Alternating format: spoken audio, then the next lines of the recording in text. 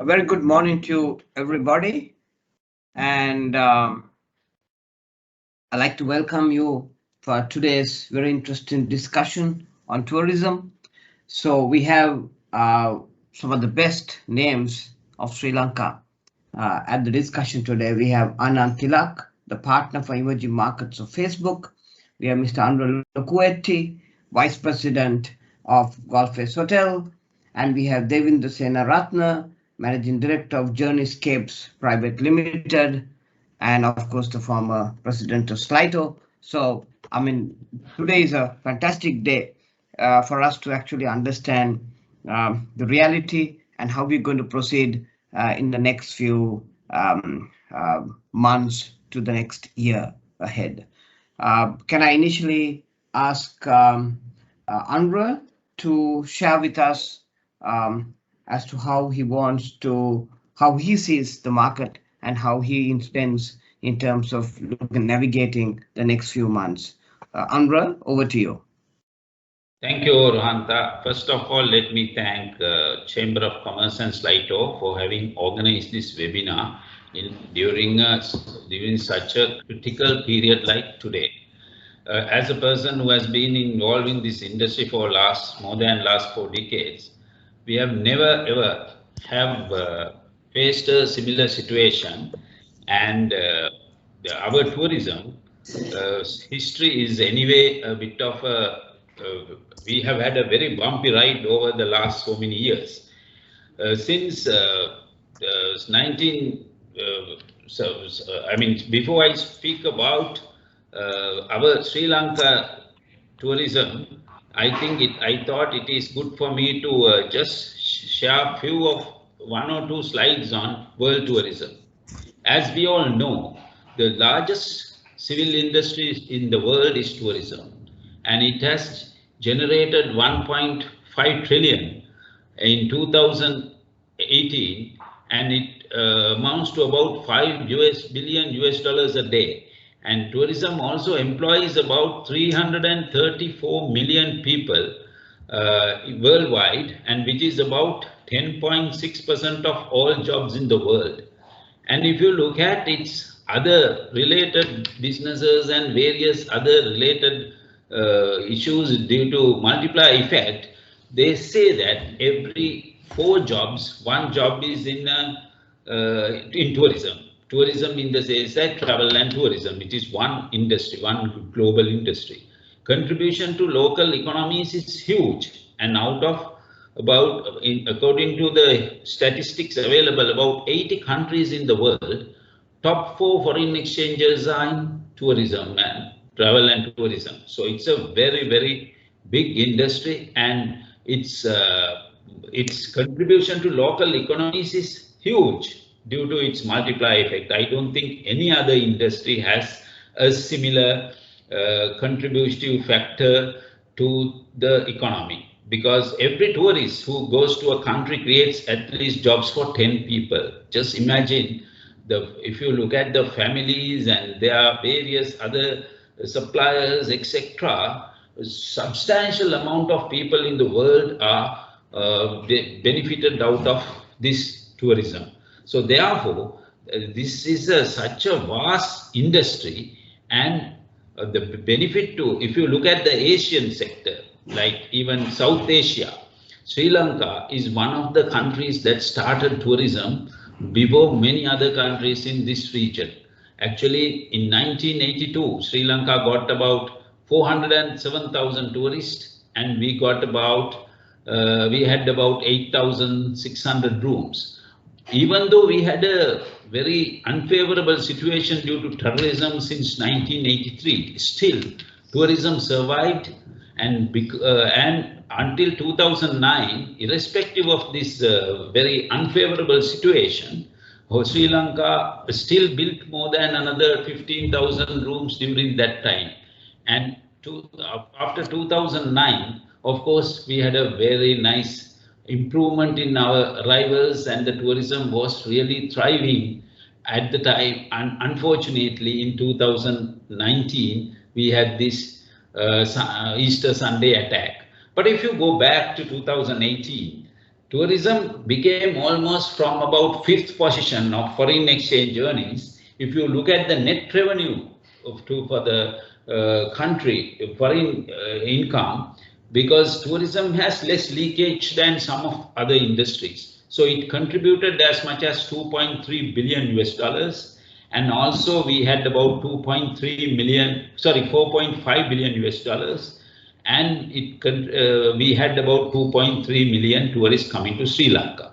So even our average rate spent by a tourist went up to about $185. So in every aspect, tourism was doing so well until 2018. But even 2019, irrespective of the Easter Sunday attack, it still survived, and it was again coming back. And most unfortunately, when you look at the 2020 figures, it speaks after March, we have had only 393 tourists coming to Sri Lanka, but it is not only for Sri Lanka. This has impacted right across the world. And we are in a very, very unfortunate situation, not only us, most of the world, but some countries have, to some extent, of course, when you look at Maldives, our neighboring country, has survived well, and it's a totally a different product, and it is they have the ideal advantage due to their geographically and how the country's islands are situated. But irrespective of that, Sri Lanka also, I think we must not look at only negative impacts. We must look at how we go forward and on how go forward from here. But as we all know, the tourism's economic benefits are really great, and Sri Lanka is the ideal country in the world for tourism, because we have not, unlike other countries, we have at least 30 tourism products. We have culture, we have nature, we have you name it, we have it. So I mean, most of our natural resources are ideal for tourism. And when you look at our natural beauty, or even our wildlife, or our gems and jewelry, our spices and everything, this is the ideal country for tourism. And I am a strong believer that if tourism is developed properly to a foreign, in terms of foreign exchange earning, tourism will become the biggest foreign exchange earner for the country. Now, if you are looking at the employment opportunities that has provided by this hospitality industry, in terms of not only travel and tourism industry, it is about, I would say, at least 500,000 people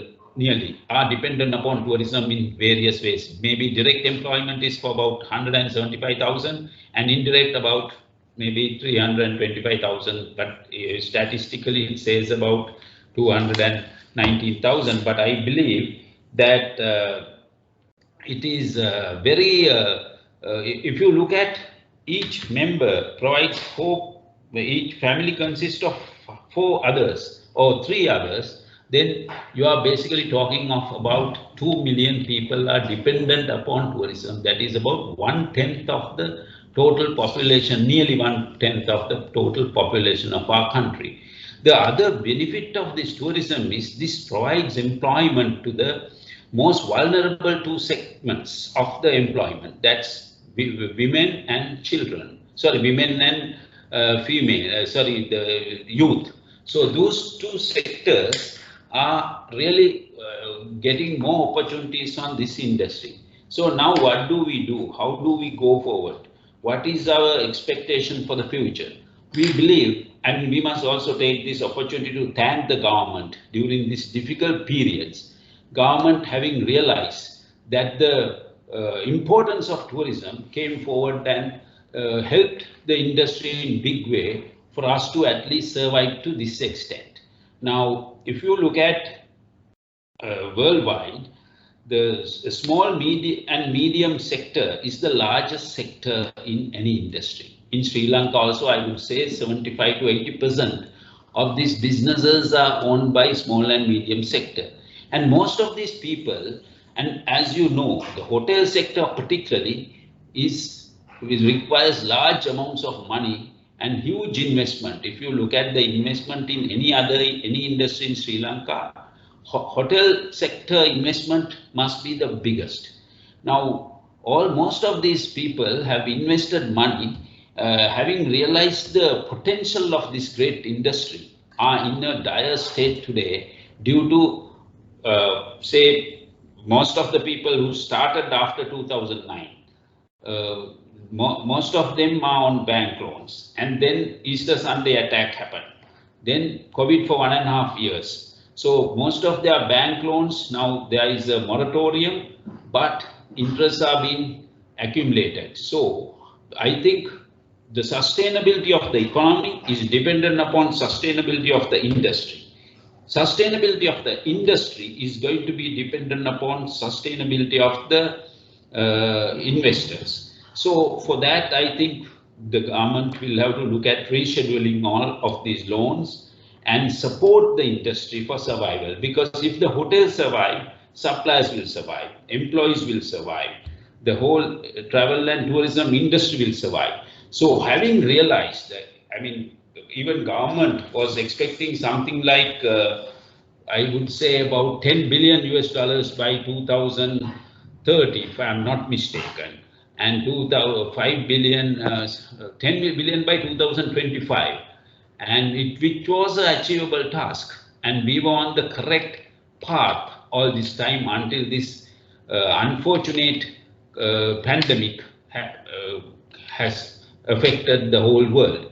But looking at there are three sustainable factors very important in this. One is our industry, two is the environment, third one is the socially. So sustainability is another important factor for any industry's survival, and particularly tourism requires much more attention in this respect. So coming back to this economic factors, I don't think any other industry can provide the support, economical support, to the extent that tourism can provide. And this is actually the community participation wise. Community participation wise, this is the largest industry where the community get involved. Just imagine, for example, if there is a hotel and if there is a tea boutique by the side of the road, sometimes the people of the hotel staff or drivers will go to that boutique. The person who supplies the string hoppers to that boutique, or to the firewood to the string hoppers provider. So that kind of a huge multiplier effect is there for this tourism. So I think this industry required to be safeguarded and taken well care of, and give all the necessary support for survival. But looking at the pandemic situation, whilst a lot of people are asking all kinds of relaxation of the current situation in the country, I also believe that we have had already three times this has come up, right? I mean, you call them, what do you call, the spikes kind of thing. So right now, I think it is under control, and we must help and support the health authorities to sustain it, because most important thing is sustainability. Right now, it is well under control, and they are also relaxing these regulations step by step. And I am sure if we go in this manner, that there will be some kind of improvement, and we will be able to open the country. But at the same time, people who are involved in this industry also must remember, after a particular period, after the vaccination, the immunity levels can drop. So therefore, we will have to continue these systems of health authority advisors until this totally, I don't think this will ever get eradicated from the world, but we will have to survive amidst of that. I am sure, according to the various statistics and the recent publications, most of the countries have listed Sri Lanka as one of the best destinations to visit, irrespective of even this pandemic situation. So therefore, we must safeguard this great industry which can contribute to the economy in the biggest way when you compare with all other industries. And for that, I think it is the all stakeholders will have to play an important role to sustain this great economically beneficial to the country, this industry, which can be the biggest economic contributor to the to Sri Lanka particularly. Thank you. Thank you very much, Anura. Very, very interesting global landscape. Fantastic overview of what's happening out there. Can I now invite Anand to share his perspective based on his exposure? Sir, over to you.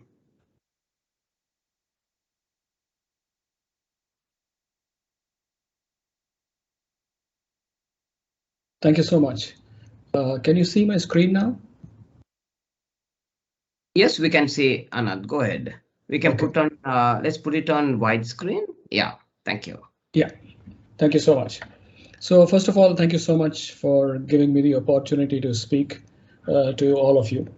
So my name is Anand, and I'm going to share with you the learnings that we have had at Facebook on how travel clients and tourism boards particularly have used Facebook to get tourists to the country.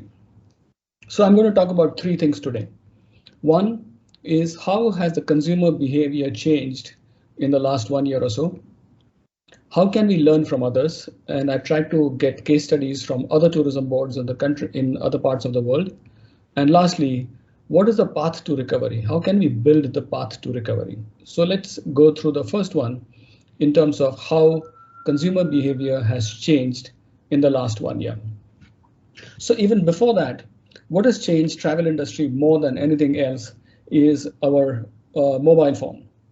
Many years ago, when the technology wasn't so advanced, if you went somewhere and if you liked something, if you had to communicate to someone, all you could do was send a text message. As phones improved, then we started taking pictures and sharing it with people. As the bandwidth improved, we started taking videos and started sharing it with people. And what's actually now happening is a lot of hotels and tourism boards are using virtual reality and augmented reality really well to create an experience even before people have left the country, when you're still sitting at home, but you could experience the country so that you can actually make a decision on which hotel do you want to stay, depending on how is the experience of that hotel. So let's take a look at what has changed in the last 1 year or 1.5 years for travel industry particularly. So I'm going to share findings of a study that we conducted from May till August last year. This was a study commissioned by Facebook and conducted by Kantar, which is one of the largest measurement or research agencies. So we interviewed 2,000 people all over the world in 16 countries, out of which 7 were in Asia Pacific. And we covered 7 industries, including travel, finance, CPG, e-commerce, etc. So I'm going to share the findings of the study specifically to travel industry from May to August last year. So what has changed? So one thing that has significantly changed is the first of all, people's preference for domestic and rural travel has changed significantly in the last 1 year because people want to stay closer to where they are. The second thing that has changed is, as Mr. Anura rightly mentioned, sustainability is very, very critical. And that has become very, very important for people to travel. And the last thing that has changed is the quality and value continue to be the top valued attributes when considering travel. Let's take a look at each of these. So let me share findings from India. Since we covered 7 countries, I don't think we have time to go through all the 7. So let's take an example of India. Now, what has changed is close to 30% of people, they said that from India, they said that they would like to travel to the rural or domestic suburban areas. 26% people said that they would go to urban areas. About 16% people actually said that they would go to an international destination, whether it is rural or urban. So imagine 16% people from India would prefer to go to an international destination versus 30%, which is to domestic. So what does this mean to us? It means two things. One, while we are taking efforts to promote Sri Lanka to other countries in the world, we may also want to explore the option of promoting domestic tourism, because that could give us substantial traffic. Sustainable travel is extremely important. Close to 80% of people who were interviewed in India for travel category, they said that the carbon footprint of said program is extremely critical. So if there is a priority for this, or any particular group is promoting this, this is extremely important and we should start promoting this. And this is not a surprise, which didn't change much, is the quality and value for money has remained the same. And that is still one of the most important factors for people to choose a particular country, a particular destination, or a particular hotel to stay at, or a particular experience that they want to try. Now let's take a look at a few examples of other tourism boards, how they have promoted, and this is pre-COVID, so this is not necessarily after COVID, because there are not too many success stories. People are just building the path to recovery right now. So these are some of the good examples that I found where tourism boards have promoted their products and services really well. So this is an interesting one from US Travel Association. What they wanted to check was how important is video to create a trial, a sampler for the experiences that you offer. And what they found was, if you have video assets which actually let people feel your brand, feel the experience, that definitely helps. And in a very short period of time, they managed to reach close to 3.5 million people in a very short span of time, and the intent to travel increased by about 3 points. So this is an experience from US Travel Association. Let's go to the next one, which is Puerto Rico. So Puerto Rico actually wanted to create an experience for people to make sure that even before you travel, what kind of vacation and experiences people can experience. And they started creating virtual reality, augmented reality, and giving trials to people before they travel to Puerto Rico. So this is an interesting one where you can offer trials to people even before they leave their home. And the last one, which is an interesting one, is actually from Abu Dhabi Tourism. They actually went one step forward and they wanted to measure effectiveness of the campaign and measure return on investment. So they were actually tracking among the people who saw the ad, how many of them searched for Abu Dhabi and how many of them booked a travel ticket to Abu Dhabi. And their findings were very interesting. They found that the return on advertising spend or return on investment actually increased 4 times after the advertising campaign with Facebook. What they also found was close to 1/10 of all the traffic that they generated came from Facebook, which was the most profitable and the biggest traffic source for developing traffic to the country. So these were 3 kind of important case studies that we have found from the tourism boards that have used Facebook to build tourism traffic back to the country. Now, what does this mean to us? And how can we use this to build a path to recovery? So there are 3 steps that we should look at. One, the first one, which is most important, is reaching the right audience. And I will cover on how do you reach right audience. The second one is create video and optimize the experience and optimize the ways in which you can engage and you can help people to relate with your content. And the last one is it's very important for all of us to know whether your investments with campaigns on Facebook Is it working or is it not working? So you can optimize your campaigns and build more efficient campaigns. Now, among all the sets of people, travel is inherently a social experience.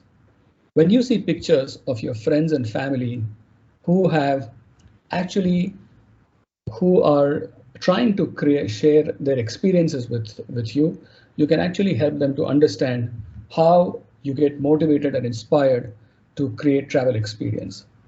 Then there are people who get inspired by your pictures and who are thinking of a trip. Then there could be hotel ads or flight ads, which will start inducing you to try and find out what kind of hotels will you stay at, what is the flight ticket.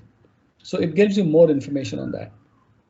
Then retargeting or remarketing is extremely important. If you start implementing pixels and SDKs on your apps, it actually helps you to build creatives based on the drop-off. As an example, if I've searched for a hotel in Colombo, and if I visit a particular site, they can put a pixel on that site and they can track me. And depending on where have I dropped off from the site, they can show me a specific creative message to give me a compelling offer so that I can book my hotel there. And of course, there are local ads for restaurants and dining experiences. Now, how can we use augmented reality? This is something which is extremely simple. We could engage with chefs of the most famous hotels in Sri Lanka or culinary institutes who can actually start conducting, as an example, every Friday or Saturday, you could actually start telling people what kind of food and cuisines can you experiment in when you travel to Sri Lanka. This could be a very important series because food is obviously one of the most important aspects of travel, and you can start giving experience to people who are your potential customers later on. Creative plays the most important part, and the creative that you see on a mobile phone will be very different from the way you see an ad on television commercial. The biggest difference is a mobile phone is held vertically, whereas a television screen is horizontal. So there are 3 or 4 things which are very important when you build creative. One is it has to be framed vertically. You have to incorporate brand very early. You should make it in such a way that even if my sound is off, I can still make sense of the ad. And lastly, you should show the core product in the video.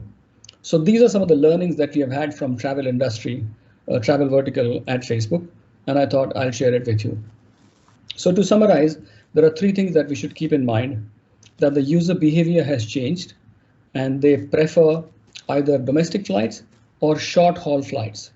So if we want to begin in the first few months, we may want to think of focusing only on countries which are in a 3-hour flight radius.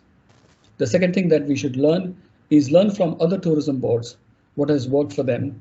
And the third one is what are the 3 steps of building a path to recovery. That's all from me today. We'll speak to you later during the Q&A. Thank you so much. Thank you very much, Anand. Extremely insightful consumer insights, which are real. And I suppose you cannot get it anything better from such a powerful brand like Facebook. Dale, over to you, veteran in the industry. Had a long discussion yesterday also in another forum. And I mean, your insights to tourism is amazing. Over to you, sir. Thank you, Rohantha. Let me thank the Chamber of Commerce for organizing this very important webinar to highlight the importance of tourism. Before going into the subject, I also want to thank the 2 speakers, Anand and Anura. Anura and I have the same insights from a tourism point of view in Sri Lanka. And one of the 2 points that he mentioned that I was very impressed was the survival. What is most important at the moment for Sri Lanka tourism is the survival and also the sustainability. I know we need the government support there. Yeah. Excuse me. Yeah. Government support there. But the other matter that is been the important is the what Anura said is about the multiplier effect of tourism, which I will show you some slides and explain that to you. Tourism is an industry that embraces friendships among countries and exchange good vibes among each other. Tourism is a great source to the economy and to bring in foreign exchange to a country, as it gives a cascade effect to many industries in addition to tourism and supports greatly to reduce unemployment. I will show you some statistics first of all to show you the contribution that tourism has made over a period of years.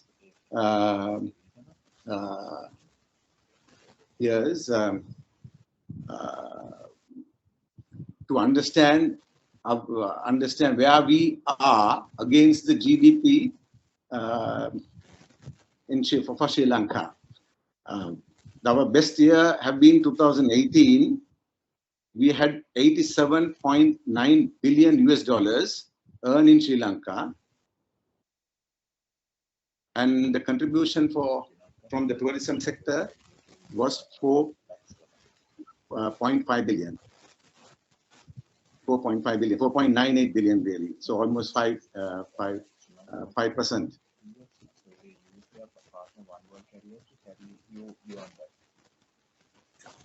If you talk about the foreign exchange earnings, there have been many industries. Among many industries, tourism have contributed 16%, especially in 2018. And we have been placed third largest foreign exchange earner.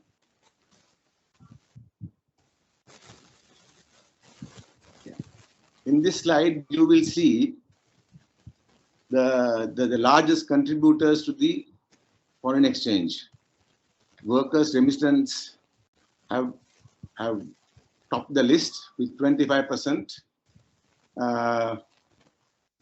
and tourism at 15.9 for the year 2018. But I must tell you, as a net foreign income earner, I'm sure we would have surpassed textiles and garments because there is a re-import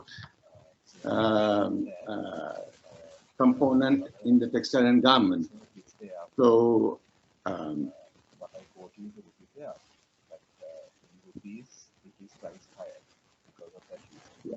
coming back to what Anura also mentioned about multiplier effect, there is both the tourism, private sector and the government sector have benefited equally. I mean, if you talk about the private sector, in addition to hotels and inbound tour operator staff, right? The transportation sector, the telecommunication sector, souvenir shops like arts and crafts, gem and jewelry, wood carving, spices, and many other, and restaurants, performing artists, food and beverage suppliers, textile and linen suppliers, banks, and most of all, the small businesses who are not connected directly and who do not see any tourists, such as agriculture sector, farming, garages, supermarkets, and other service providers. From the government, I would like to show you this. Like central cultural one. From the government sector, we earn almost ₹1 billion. We contribute ₹1 billion to the Tourism Development Fund. In addition to Tourism Authority earns over 238 million. Foreign embarkation on foreign tour is about 2 billion. Cultural Triangle earns over 3.2 billion. Botanical Gardens, 537 million.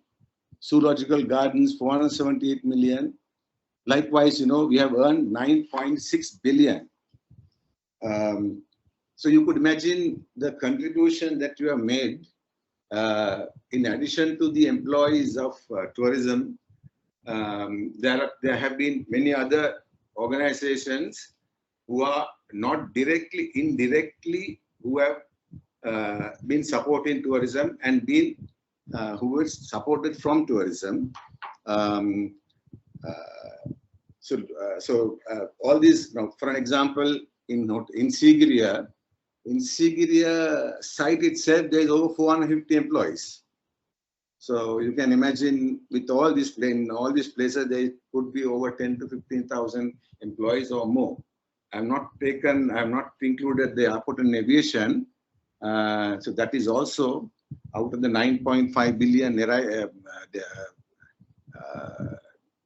passengers been handled, at least about 3 billion, 2.3 billion, 3 million was handled, was for tourists.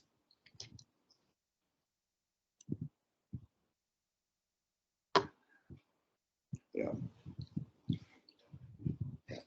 At a glance, if I say why is tourism and foreign exchange earnings important to the economy, an industry that serves many industries. One example is, and if you have seen the papers of yesterday, it says that Excise Department earns 27 billion. They lost 27 billion last year. So obviously one of the main contributors would have been tourism. Considerable contribution to the GDP and economy. Exposure, career development, and solves unemployment. Great awareness of our products, tea, rubber, gem and jewelry, spices, etc. Excellent way to develop friendships with countries and its people. And especially one of the main reasons that we are highlighted is that we bring in foreign currency. In fact, the government also have given us not the status, but have given facilities of export status facilities is simply because of the high foreign exchange that we have brought in.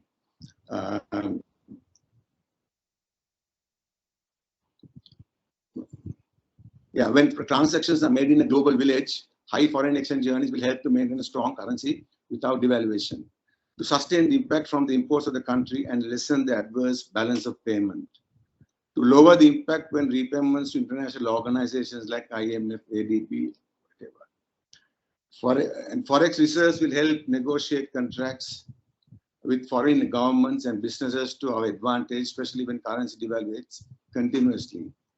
Larger proportion of the business cascade down to benefit mostly SMEs. Yeah, marketing. One of the most important thing for our survival and growth is marketing. We have unfortunately not been able to do proper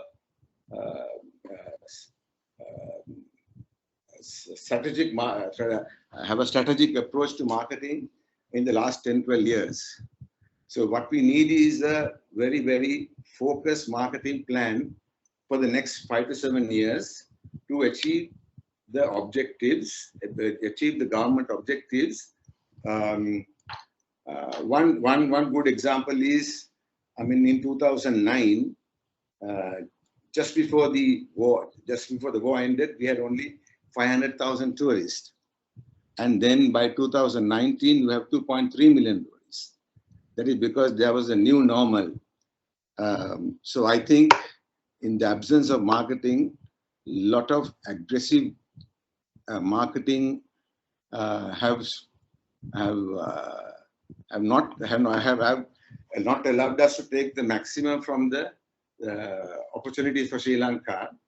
So this would help us to regain our position and to achieve our target but not by 2025. I think the government had a objective of achieving 10 billion tourists and 6 million tourists and 10 billion rupees. I think with all these issues that we have had in the last 2-3 years, we may have to relook at the figures and the periods. And I would say that if we properly plan now, we could achieve 10 billion tourists by 2030, and with about 4.3 million tourists. We don't need to double the amount that we had to make to 10 billion, because if you have a good marketing strategy, our yields also will be better. So if we achieve to 10 billion mark, will be the highest foreign exchange earner to the country and contributing over 35 to 40% of the foreign exchange to our economy. Thank you, Rohantha. Thank you very much.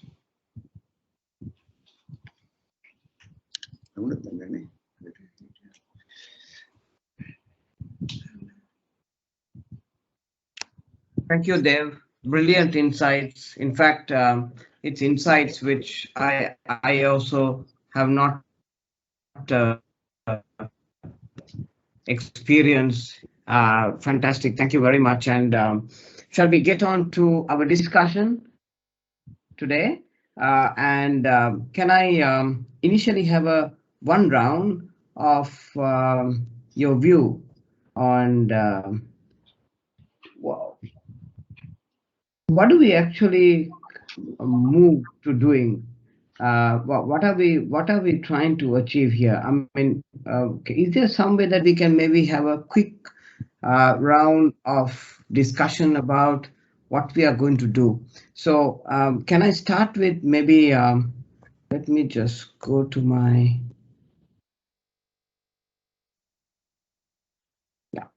can I start with maybe,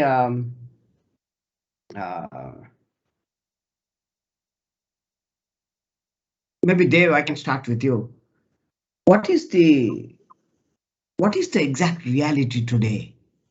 I mean, we see so much on different kinds of media that 17,000 people have come, 7,000 people have come. There are different numbers floating. Can you tell us exactly what is the reality of today? How many people are coming? What is the hotel occupancy?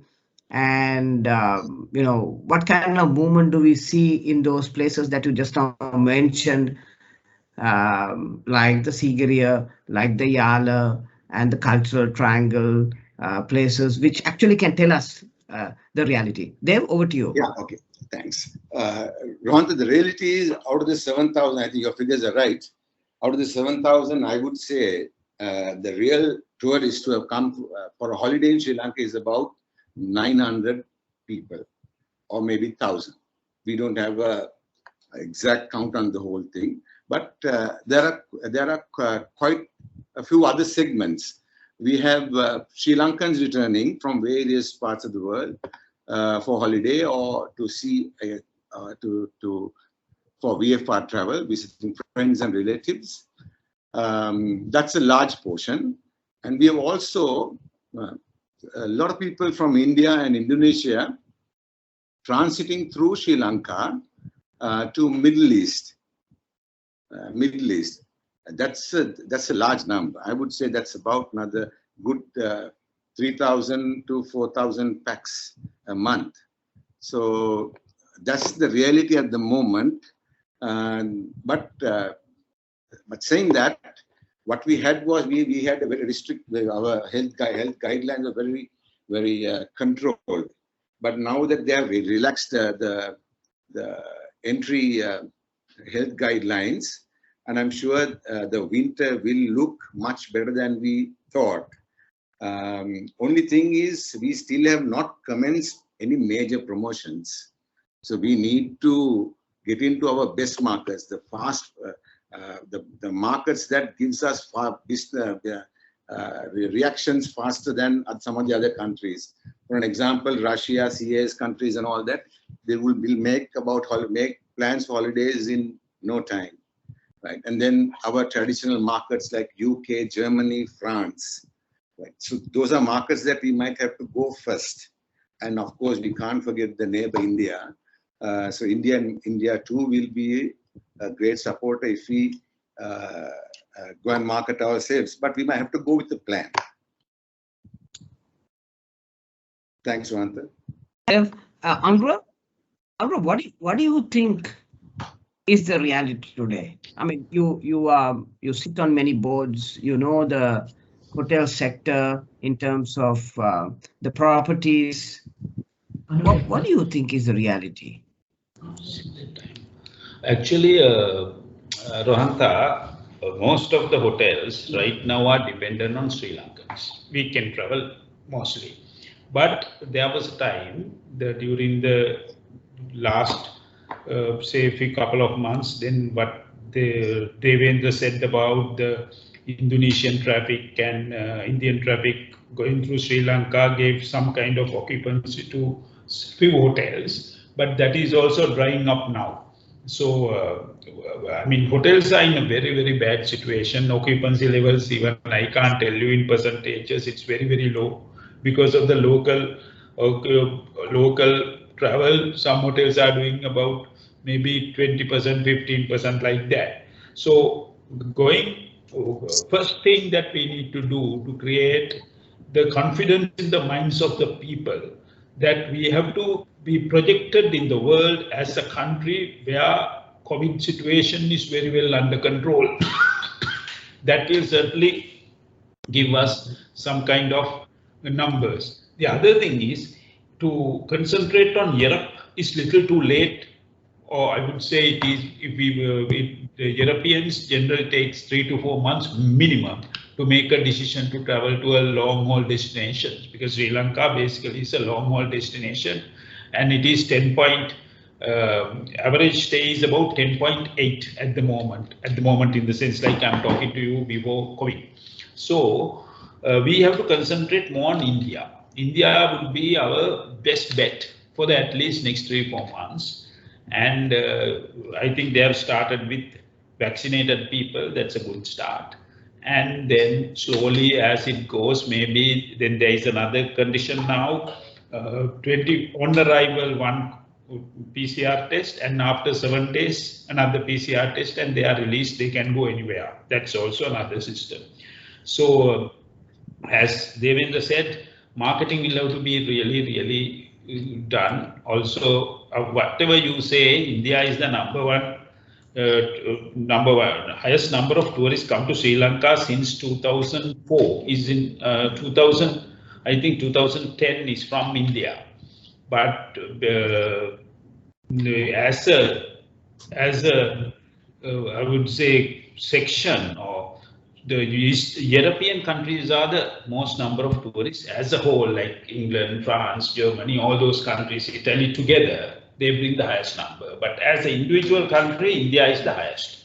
So right now with these various restrictions, even you know very well that UK again, there is some kind of a restriction. And CIS countries, Russia is having some kind of problem at the moment. So therefore, I mean, it's very difficult to tell specifically because we are fighting a virus, not a terrorist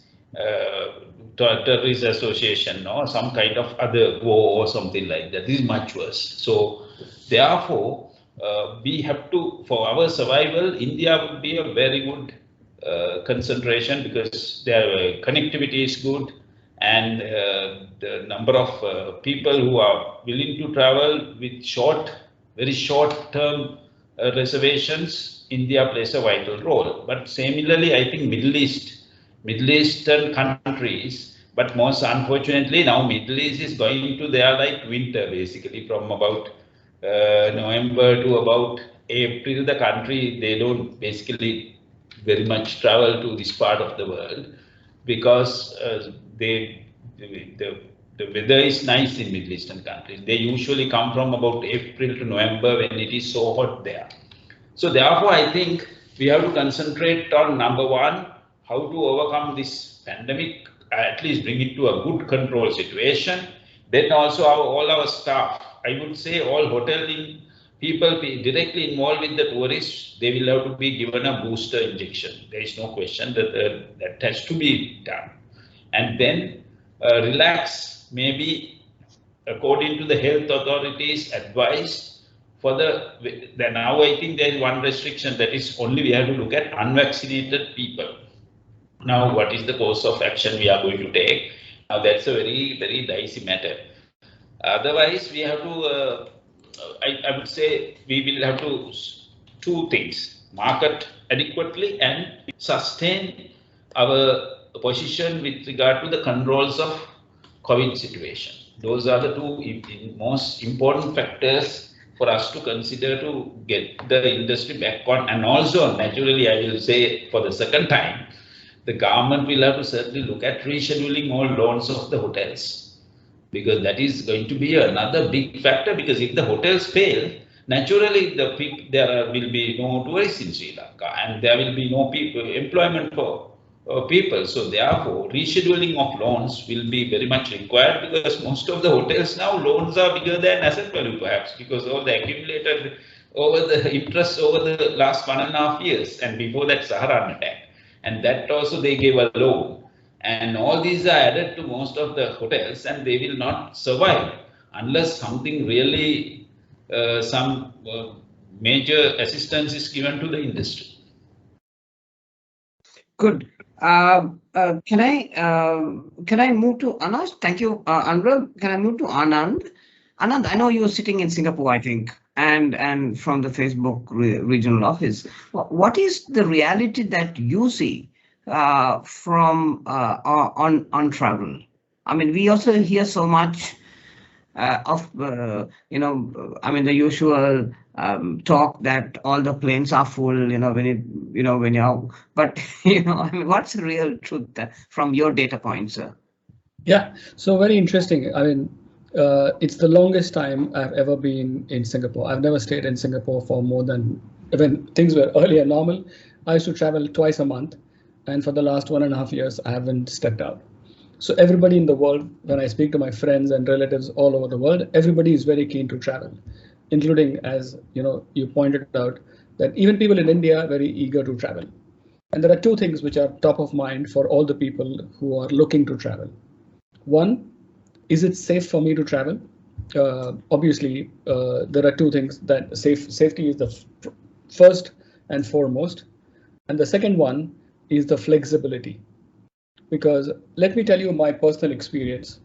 I've got two really good deals, one from Bali and one from Philippines, where hotels have given me a package for as low as 600 USD for a 2-room villa for 4 nights in Bali and in Philippines. That is a really, really good deal.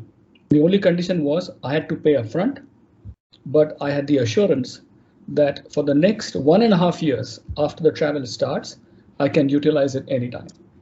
So it gave me two assurances. One, they're telling me that their hotel staff, all the frontline people, are all vaccinated. So from my safety perspective, I'm assured that anybody who's giving me a room service, when I go to a spa, when I go to the pool, everybody seems to be safe. That is one. And secondly, they're also giving me flexibility so that in case, in the worst case scenario, if things change, I still have time to utilize the bookings. So I would say two things are paramount. One is safety assurance, and the second is flexibility. So, thank you, Anand. Can I just move to Sri Lanka? I mean, can we have a real issue? I mean, Anura, what do you think are the real roadblocks we are having? Because I mean, Facebook, Anand so very creatively mentioned how you can drive and track who are the people who are interested, how you can move them towards your brand, and all of us use Facebook all the time. So I mean, we are very clear But then what is the roadblock we are having? What is the real issue? Why we can't get tourists next week? Anura, over to you. And then there. It's actually, the next week is, the issue is, and as I told you, the European customers and all that, of course, they're long reservations, and it will take at least 2 to 3 months for us to get reservations, a big time. But India, as I said, is the quickest location. So we see that there is improvement in inquiries coming to Sri Lanka, and numbers will come, and there is no major restriction there at the moment for them to come and travel around if they are vaccinated. So other segment that we have to look at is the unvaccinated, as I said, that will be that perhaps Anura, let's take let's take a different view. Yes. I'm going to come from UK to Sri Lanka. I want to come. Yes. Right? Yeah. Now, what are the challenges that I'm going to have in terms of the whole process? I mean, what do you think? Actually, you have no restrictions on that. If you are vaccinated, they can come, stay, go around in Sri Lanka and go back. There is no restriction. Dev, what do you think? I mean, now I don't know anything about Sri Lanka. I want to come from UK. What are the challenges that I'm going to see? Now, actually, first, as Anand also said, that we have to do good marketing, informing that Sri Lanka is a safe destination. There are no restrictions at the moment. They can move freely in Sri Lanka. If that message goes around, I'm sure they will come in numbers, but perhaps the winter. Anyway, European winter's worst period is the February month. Usually, if you look at historically in Sri Lanka, highest number come to Sri Lanka is that. So if we start now, at least, I would say by late, early January onwards, it will drop, it will develop. But I think marketing is the key factor, informing them that safety of them when come to Sri Lanka. One other, there is provided that our laws will not change immediately. Now, that is another fear, because actually you can't blame anyone.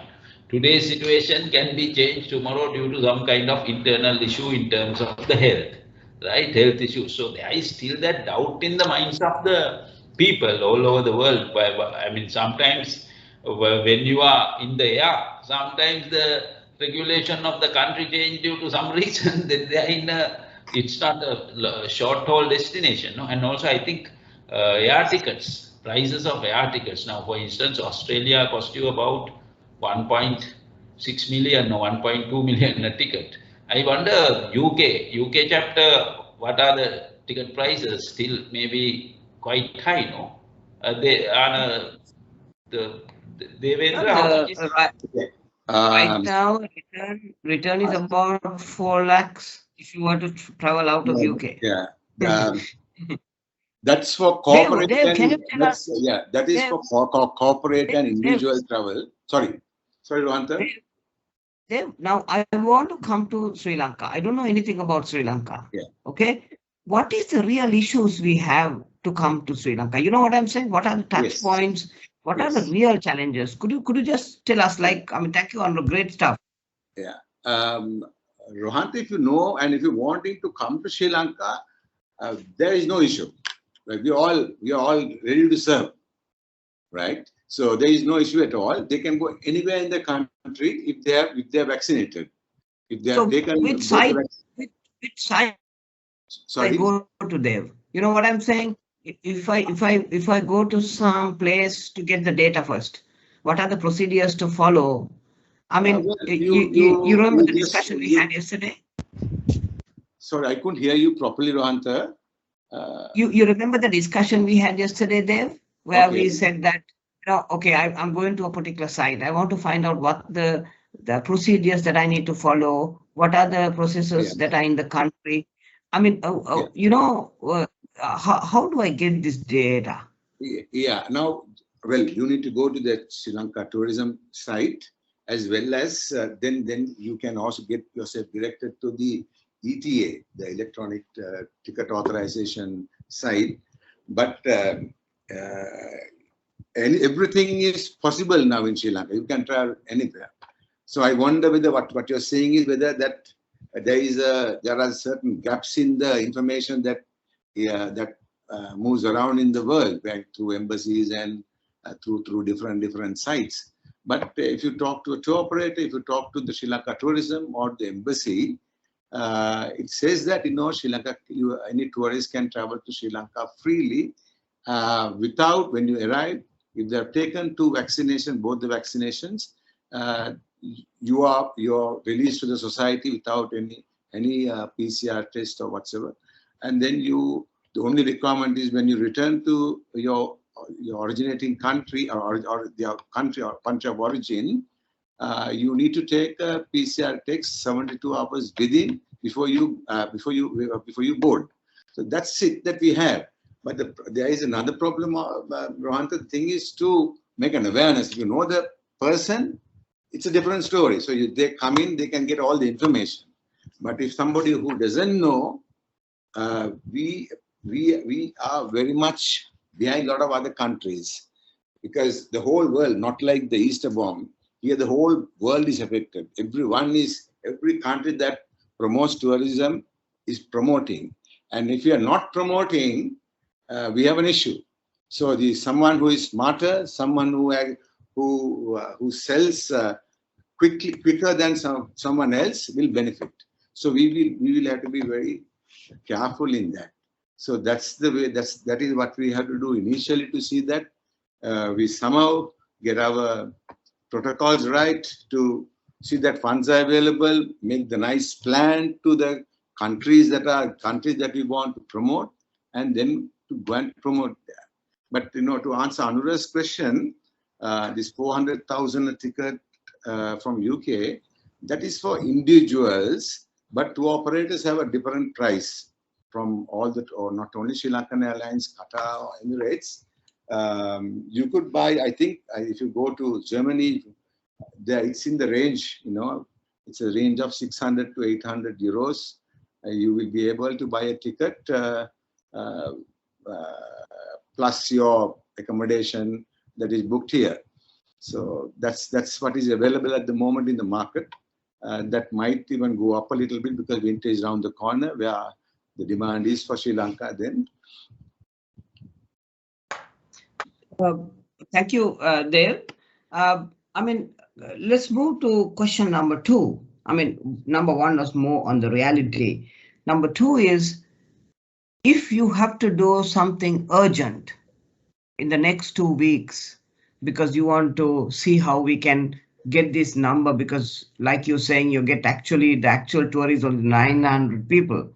And, all this time, most of the hotels are even given as quarantine centers, but because the virus has somewhat, kind of subsided at this moment of time, you don't get that revenue too. So if you have to get some numbers in from mid-November to December, just tell us 2 things that we should do to get this number out. Yeah, if you want that, I think the best medicine is the tour operator, because tour operator is the only one that who will be able to act swiftly and make a decision to bring in numbers. I would say to Sri Lanka, in a situation like this, the countries like Germany, UK, even Russia, CIS countries are the best at the moment, because the only thing is we must put a lot of people together from Colombo. We need to put the airline, for an example, in Germany, you need to put Condé Airlines for an example, along with the 6 large tour operators, and fly a charter to Sri Lanka, which is like a 747, which has 260 seats, and then fly them over here once a week. And for November onwards, it's a huge demand for us, because people are waiting to travel out now. And each operator, 50 seats for these large operators is nothing too much, because they sell huge numbers to Mediterranean during the summer. Those flights are empty. They have nothing to do at the moment. So there is a huge opportunity there. But the only thing is we need to put all these important people together for them to make a decision. So that we have to do. And if we do that, we can have at least one flight a week, which is 250, 260 people. And Sri Lanka tourism might have to sponsor certain things on the way, like, ground handling and airport handling and all things like that, and allow them to free parking. So if you do some incentives to these tour operators and the airline, and I'm sure we can make a number. Not only, the other good example is Kazakhstan. We had a charter coming, not only a charter, even a Astana came to Sri Lanka in February, March. We have not heard about Kazakhstan tourists coming to Sri Lanka before. So they made the decision so fast, and then charters came into the country, and they served both Sri Lanka and Maldives. Okay, lovely, brilliant idea, Dev. Anura, I mean, you're a stalwart in this sector. I mean, you're in the tassel. You're sitting on many boards. You're in so many consultative committees. Why is it that we can't do this particular idea? How do we bring this idea to reality? I think, as Devindre said, I'm sure we will have to look at this situation in a totally different manner now. We have to work as a team, and Sri Lanka tourism will have to lead that role and get some charters operating. Actually, to be honest with you, up to about 2000, I think, or 1998, about 90%, 95% of the tourists came through charters to Sri Lanka. But then suddenly the charter market disappeared, and then everything got converted. But of course, now there are other various booking.com and all kinds of other systems are there. So, but in a situation like this, I also agree that main tour operators at least must be brought to the country, show the country, give some confidence to them, so that not immediately, they will at least by about February, March, we could expect some numbers. If you just wait as it is, I think it will not really improve. So one thing is, as you correctly said, marketing is very essential. Then we have to do some out of the box thinking, and maybe that get some charters again looked at. And CIS and Russian market is the most important market to come. I mean, I'm sure even Udayanga Viratunga brought tourists to Sri Lanka even during that first period. And so I think that is the line we may have to take until this come to some kind of a normalcy. This is what do you call new normal situation. Even I'm lack of certain ideas at the moment, because this is, we are fighting with the virus. But we can't give up. We have to fight. We have to certainly look at various avenues and see that the numbers we get. But with regard to, I think, our safety-wise, we have to market it. Say that Sri Lanka is a safe country to visit. And thanks, super. Anand, can I move to you? So, I mean, how is it that we could move a consumer who comes to on Facebook? Some people are actually now doing virtual tourism. And then how can Sri Lanka track a consumer who shows interest, and then how can we convert them using your platform in the consumer journey? What are the new tools that you all have thought through to support countries that have to drive tourism up? Over, Anand. Yeah, very interesting question. But before I answer that question, I just wanted to let you know that I'm sorry that I'll need to drop off at 12. So this could be the last question that I could take. So now let me answer the question. Very interesting perspective. I think somebody else mentioned earlier that there are 28 or 29 products that you have related to holiday. And all holidays lead to an experience. It could be food, it could be wildlife, it could be beach, it could be health and wellness, it could be paying a visit to an elephant orphanage, different things. So for different people, Sri Lanka could mean different things. Now, all of us, I display certain user behavior on Facebook by the videos that I follow, whether I follow cricket, whether I follow music, whether I follow food, depending on those. So for example, I'm a food lover. I like to try different cuisines. So you could target all the videos and all the content that you have, which is related only to cuisines, and start showing me those ads saying that what are the different kind of food that I could try at, and what are the different things that I can explore, and so on and so forth. So for people who are interested in health and wellness, you could start showing me experiences of all the best spas that you have. Or for people who are in wildlife, you could do the same. So one, depending on what is the user behavior I show at Facebook, you can target people according to all the 28 or 29 products that you have. So that is one. So the second thing that you could do is you could actually, like you said, create a virtual experience, right? So I'm just taking the liberty of suggesting something. So let's say on Sri Lankan Food Friday, for example, you identify a time. And if you think India is the best time, on Friday evenings from 6 to 8, there'll be Facebook Live, which means the best chefs in Sri Lanka will actually demonstrate to you what are the dishes that they are well known for and demonstrate it to me. So it actually is creating an experience for me. And similarly, you could do it on Saturdays, you could do it on Sundays, you could do it on evenings, and give me different experiences on different time zones.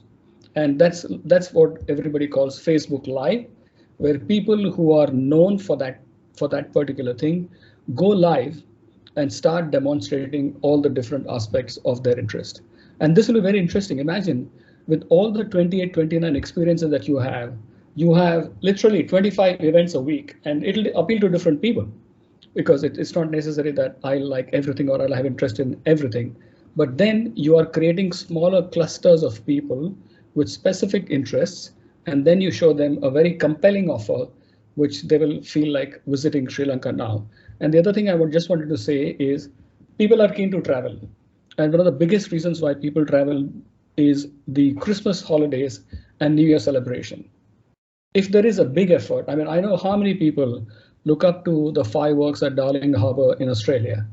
Why don't we create an event of New Year holiday, say at Colombo, and therefore the whole city becomes a party place for New Year, and then you start attracting traffic which is specific to Christmas holiday and New Year celebration. So there are different things that we can work on, and obviously we'll need to have a different session to explore what are the new things that we can work on.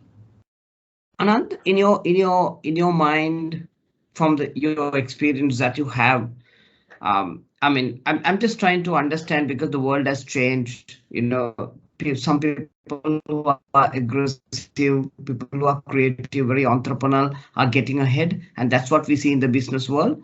And the guys who are into the business are falling apart. I mean, who are the countries who, in your mind, are trying new things, and you think that they're getting traction in the global tourism and traveler to come to their country? So I don't think I can name one or two countries, but I'll tell you what has worked the best is creating, using augmented reality and virtual reality. So I just saw this, and what they're saying now is by the time the next World Cup football tournaments will happen, there'll be literally 200 cameras all over the stadium. And irrespective of where you're sitting, if you're using the augmented reality headset, it'll feel like you're actually at the stadium when you're at home. So essentially creating content for generating trials for people while they're sitting at home would be the best example. But as of now, it's not like, US is doing the best, or I won't say something like saying Australia is doing it the best. There are a few people who are doing it really well. Germany did it really well. And Germany, what all they did was, they know that people are scared to travel long distance. And what they identified was, for almost all the big famous destinations in the world, they identified what is a look-alike in Germany. So one of the campaigns I always remember is, what's the equivalent of Grand Canyon in Germany? And all they said was, you don't have to go to Grand Canyon in Arizona. you could see the same thing at like 70 euro at this place. So they created a very beautiful campaign, which also helped them to attract domestic tourism. So there's a lot we can do, but obviously we'll need a separate discussion for that. And we would love to work with you, especially for the tour operators. Oh, brilliant, brilliant. Yeah. And I'm really sorry, but I will need to drop off in the next 5 minutes. I'm really sorry. But Thank you, Anand. it was, yes. Thank you so much for the opportunity. Thank you very much, Anand. The thoughts you shared were fantastic, Anand, and I mean, from the Ceylon Chamber of Commerce and Sri Lanka, our sincere gratitude for you, and I mean, fantastic coming on board. Great meeting you. Please be our guest. I'm sure Dev and Anura will look after you. Thank you, Anand. Yes. I would love to. Yeah. I would love to. And speak to you later. Thank you so much again. Yeah. Thank you so much for the opportunity. Yeah. Dev, I'm going back to you. So, so what do we do with Sri Lanka tourism brand? I mean, what have you all thought through on how to take this forward? Because see, I love this whole thing that I have to focus on. We have no option, you know. But what do you all? Because you all are industry pillars. You know, y'all have withstood all the challenges we have had, from tsunamis to the terror attacks. I mean, I know that I've sat with you around a table and we discussed what we are going to do, and the next very minute you have a bomb that rips around Colombo, and then we have to get back to the drawing board. And you know, I mean, I've sit you at different forums for the maybe last 10 to 15 years, and y'all have, I mean, really kept this industry alive. You know, sometimes I think, you know, how does this industry survive? But every time I speak to you, the optimism you guys have is actually a, you know, a real learner for youngsters to kind of, you know what positivism is. So what do we do now? What are the plans you have? Rohantha, with our product tourism, and then the hotels or any other extractions, we can't do anything else. We only have to do tourism. We can't do, when there is no tourists, we can't use this platform for anything else. So we need to somehow have tourists. So we need to wait for the right moment. I mean, we have done whatever possible. Like Anura says, we have had Sri Lankans visiting hotels. There also we have issues because there are restrictions in provincial travel. So we had a lot of issues in the last 2 years. But we need to somehow survive this next 1 year. We might go 45 to 50%, in my opinion, in the 2022. So that is not very good, because when you have 40%, 50%, that means you have oversupply. So oversupply is a dangerous thing, because you become very price aggressive. So you ultimately go down on your prices. So 2023 is a year that, you know, we can look at good 70, 80% of what we have achieved if everything goes well. But what is the most important thing is what I spoke before. We don't have a vehicle to market. We don't have marketing in this country at the moment. I know, I mean, when you was there at the tourist board, we just tried and just about to get into a pitching level, but we need that sort of advertising, not just advertisement here, there and everywhere. We need to have a carefully planned thought to have a consumer-driven marketing plan, so that, you know, we will be benefited in the next 5 years. We don't have a good unit for PR. So we need to have a good advertising and PR company, an international brand, to convey what we want and to achieve what we want. Because, like I said before, we achieved 2.3 million after 10 years when we handled only 500,000. We never thought that we will achieve.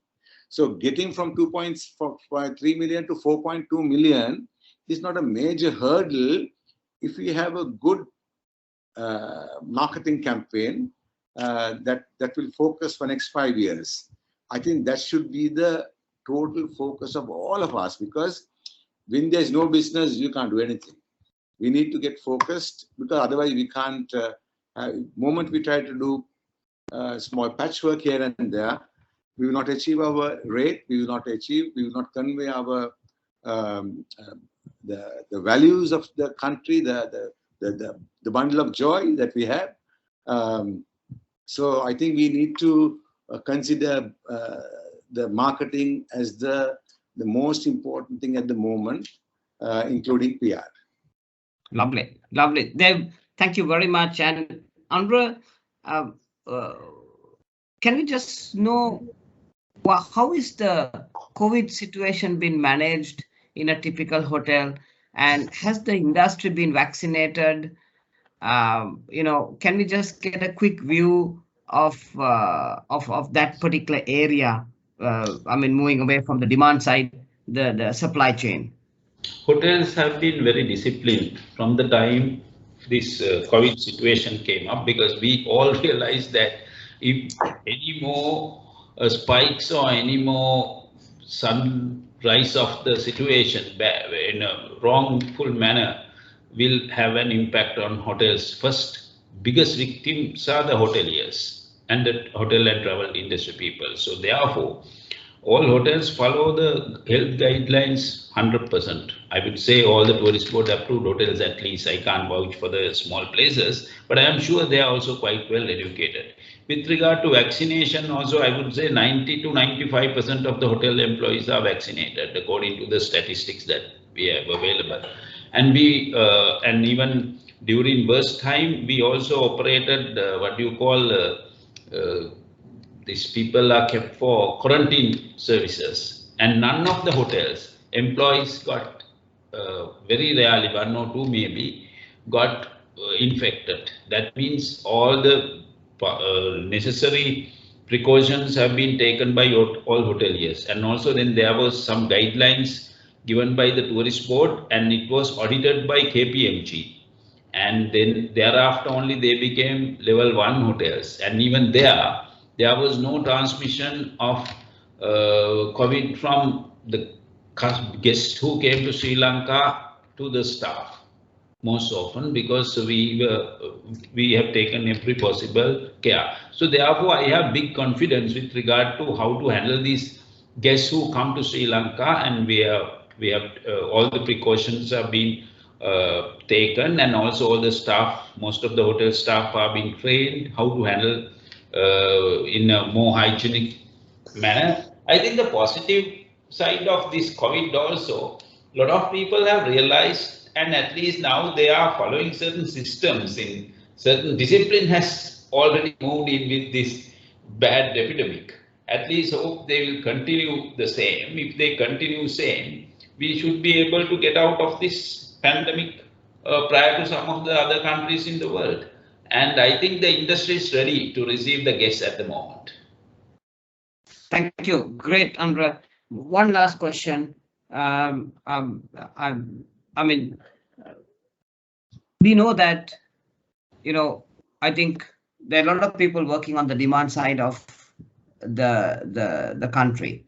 Now they're in WTM. There are so many people working in France, Germany, Italy. I think right now most of the people are outside doing this. On the supply side, do you feel there might be a shortage of food? Do you worry on that one? Maybe we start from Andre. I don't think that there'll be such a big issue with regard to the food. I always have been, I'm in the industry for more than 42 years now. So I have always preferred to use local items as much as possible. All these foreigners who come to Sri Lanka are not coming here to, have asparagus and other stuff. We have enough vegetables, we have enough fruits, we have enough fish around this country. And that is one way of also reducing the leakage. And we must develop our Sri Lankan cuisine also into an international standard by maintaining consistency and creating a name for Sri Lankan food as well. So the supply food price, I'm not that worried, but I am only worried about the staff, because number of staff have, interest. It was a difficult task for us to attract young people to the industry during the wartime or terrorist time. Then we did so much. In fact, our president Athukorala and I, as a past president, we went and addressed so many principals of schools in various locations and educated the principals of schools to tell their students the opportunities of job opportunities in the hotel industry. We work so hard back behind the scene to attract more people to the industry. Now with this COVID, again, most of the people have lost faith in the tourism because tourism is the industry that get affected with all these natural disasters or epidemics or anything. So therefore, biggest problem would be to find people to come and work in the industry again. That is my biggest fear. At the same time, all the Middle Eastern countries have again started advertising in big time, and a lot of Sri Lankans are moving across. And also the dollar has gone up, rupee has depreciated, so our cost of living in this country has gone up.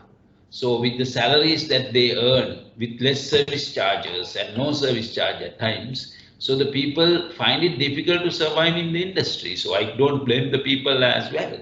So the biggest problem would be to have sufficient staff to work in the hotels, and we'll have to start training, and also all for that you need money.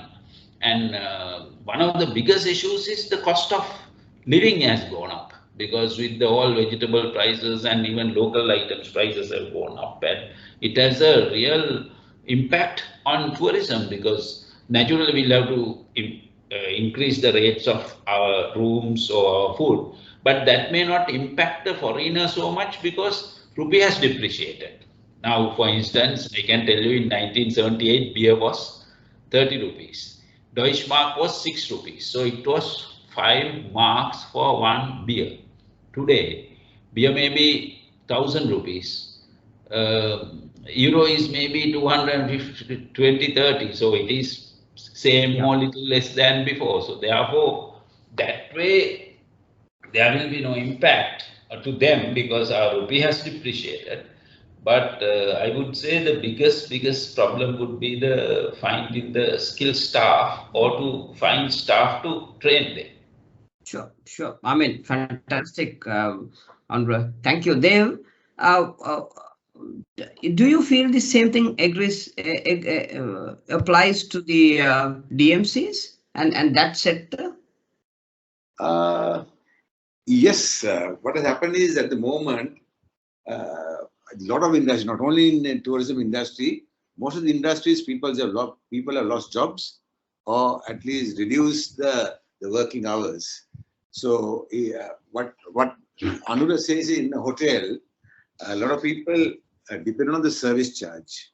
When there is no service charge, especially for the junior staff, it is very difficult for them to live. In Colombo, the scenario is different because the salaries are, there is a salary, and obviously some of the organization, when you don't have business, they have reduced according to labor and employer federation tripartite agreements, reduce salaries. So there is a definite issue, but that issue is for tourism mainly, but that issue is also there for other industries. So not so much as hotels, because hoteliers, a lot of hotels, especially 95% of the staff is all minor. So minor staff their salaries are much lower than because of their service charges. And when their service charges are not there, they feel it much more than the people in Colombo. Thanks. Thank you very much, Dev. I think we had a brilliant discussion today, and it was really enlightening. If I'm just to summarize, the first is we understood the real reality in the marketplace, and we got a wind of the real impact that tourism is bringing in right now as I speak. And the second point is a very interesting set of statistics was shared on. It's just not the tourist income that people can earn in this country, but the income that you get from all the different other sources of income. And I saw the numbers that was shared, and it comes to about 12.5 billion Sri Lankan rupees, which is earned annually, apart from the tourism income that you get. So, it shows that this, is actually, to be honest, 10 to 12% of the GDP of the country, Yes. and not just the 4% as we claim. So I think that's a fantastic point that was shared.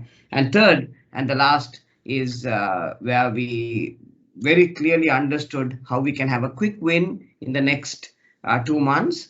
A very clear action point that maybe the policymakers and the private sector could work to make sure that we drive tourism in the country. And of course, we really like to thank our guest from Singapore, from Facebook, who gave us a few ideas as to how to drive marketing. So, Ceylon Chamber of Commerce, thank you very much for organizing this event, and for the guests who joined us. Our panelists were fantastic.